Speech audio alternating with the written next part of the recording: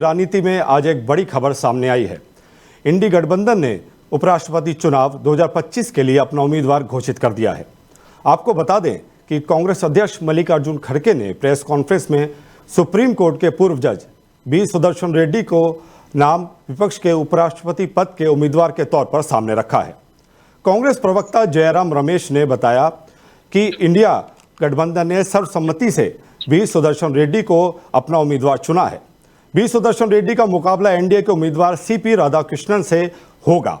इस चुनाव को लेकर राजनीतिक हलकों में कड़ा मुकाबला होने की संभावना जताई जा रही है। तो कौन है बी सुदर्शन रेड्डी? चलिए आपको बताते हैं। बी सुदर्शन रेड्डी भारत के प्रतिष्ठित कानून के ज्ञाताओं में गिने जाते हैं। उनका जन्म 8 जुलाई 1946 को आंध्र प्रदेश के रंगारेड्डी जिले के अकुला माइलारम गांव में हुआ। उन्होंने हैदराबाद के उस्मानिया विश्वविद्यालय से 1971 में लॉ में ग्रेजुएशन की। उन्होंने अपने करियर की शुरुआत आंध्र प्रदेश हाई कोर्ट में वरिष्ठ अधिवक्ता के रूप में की। 1988 में उन्हें हाई कोर्ट का सरकारी वकील नियुक्त किया गया और बाद में वो केंद्र सरकार के अतिरिक्त स्थायी वकील बने। रेड्डी ने गुवाहाटी हाई कोर्ट के मुख्य न्यायाधीश के रूप में 2005 में कार्यभार संभाला। 12 जनवरी 2007 को उन्हें सुप्रीम कोर्ट का जज नियुक्त किया गया और 2011 में उन्होंने सेवानिवृत्ति ली। इसके बाद मार्च 2013 में उन्होंने गोवा के पहले लोकायुक्त के रूप में पदभार संभाला, लेकिन अक्टूबर 2013 में निजी कारणों से इस्तीफा दे दिया। बी सुदर्शन रेड्डी का नाम उपराष्ट्रपति चुनाव में इसलिए महत्वपूर्ण माना जा रहा है क्योंकि उनका अनुभव और संवैधानिक ज्ञान विपक्ष के लिए रणनीतिक मजबूती देगा। वहीं उनका मुकाबला एनडीए के उम्मीदवार सीपी राधाकृष्णन से होगा। इस चुनाव को और भी रोचक और निर्णायक बना देता है।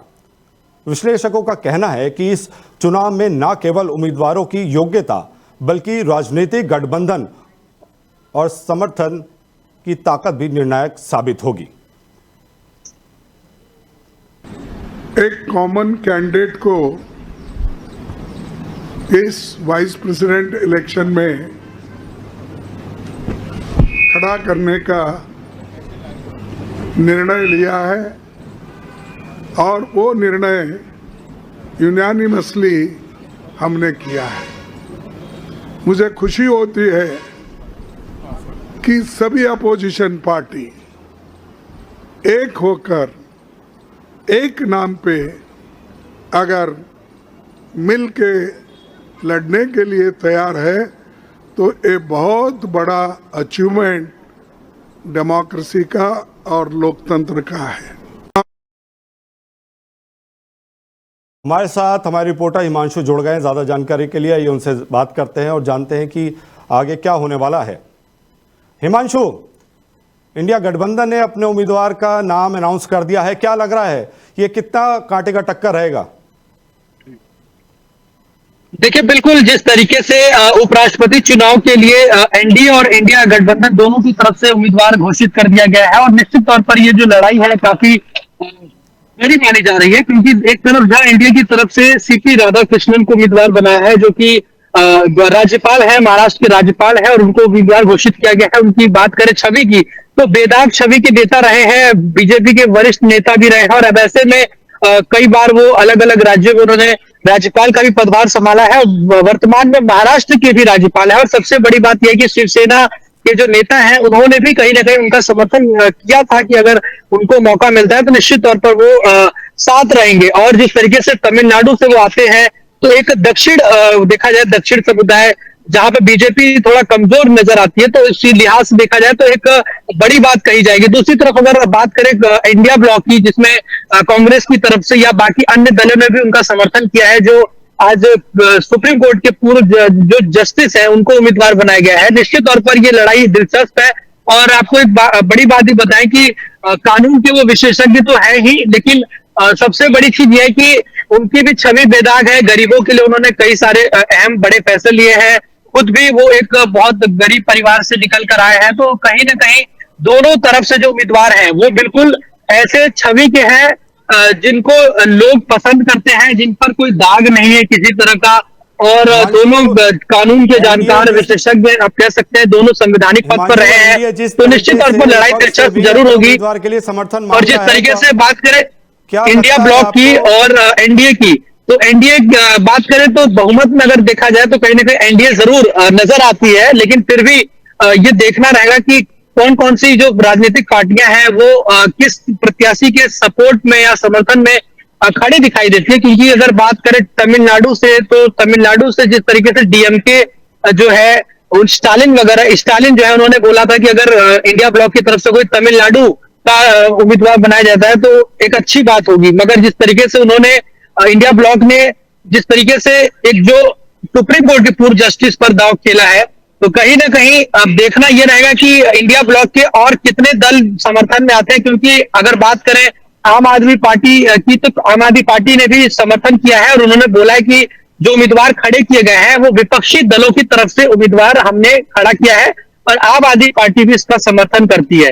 तो लड़ाई दिलचस्प है, लेकिन फिर भी कहा जा सकता है कि बीजेपी का पलड़ा कहीं ना कहीं एनडीए का वो ज्यादा भारी नजर आ रहा है। जी हिमांशु, एनडीए अपील कर रहा विपक्ष से भी कि उनके उम्मीदवार को समर्थन दे, और दूसरी तरफ इन्होंने पूर्व जज को सामने खड़ा किया है। क्या लगता है आपको, समर्थन मिलेगा या अपनी पार्टी के उम्मीदवार को समर्थन देंगे?